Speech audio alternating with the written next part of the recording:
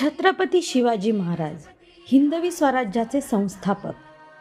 छत्रपती शिवाजी महाराज यांची पुण्यतिथी दरवर्षी 3 एप्रिल 1680 या ऐतिहासिक दिनाचे स्मरण म्हणून पाळली जाते. 3 एप्रिल 1680 रोजी रायगड किल्ल्यावर महाराजांनी अखेरचा श्वास घेतला. महाराजांचे 50व्या वर्षी निधन झाले. महाराज गेले आणि स्वराज्याचा सूर्यच मावळला. 3 एप्रिल या दिवशी महाराष्ट्रात अभिवादन सभा आणि प्रेरणादायी उपक्रम आयोजित केले जातात. महाराज 17व्या शतकातील एक महान मराठा योद्धा आणि राजे होते, ज्यांनी विजापूरच्या आदिलशाहीतून स्वराज्य निर्माण केले. श्री छत्रपती शिवाजी स्मारक मंडळाकडून रायगडावर विविध कार्यक्रम आयोजित केले जातात आणि शिवसमाधीला अभिवादन केले जाते.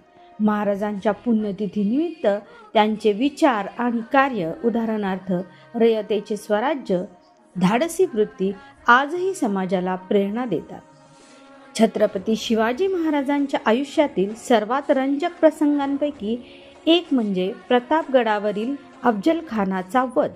शिवाजी महाराजांनी अत्यंत सावधगिरीने आणि कूटनीतीने आणि धाडसाने बलाढ्य अफजलखानाला ठार मारले, ज्यामुळे स्वराज्याचा पाया पक्का झाला आणि इतिहासाला कलाटणी मिळाली. अफजल खान मोठ्या सैन्यासह स्वराज्यावर चालून आला होता.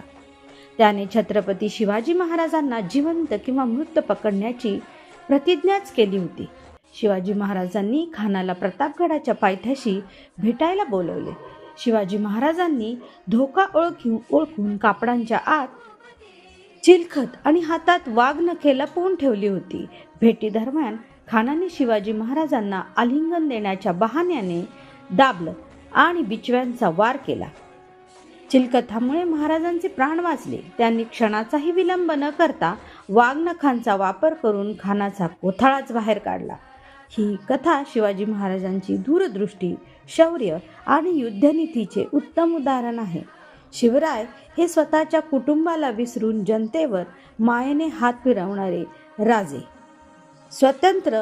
स्वातंत्र्य हे एक वरदान आहे, जे मिळवण्याचा प्रत्येकालाच हक्क आहे, असा विचार मांडणारा राजा म्हणजे छत्रपती शिवाजी महाराज. समर्थ रामदासांनी महाराजांचे वर्णन करताना असे म्हटले आहे, निश्चयाचा महामेरू, अखंड स्थितीचा निर्धारू, श्रीमंत योगी. अशा या छत्रपती शिवाजी महाराजांना कोटी कोटी वंदन. छत्रपती शिवाजी महाराज हिंदवी स्वराज्याचे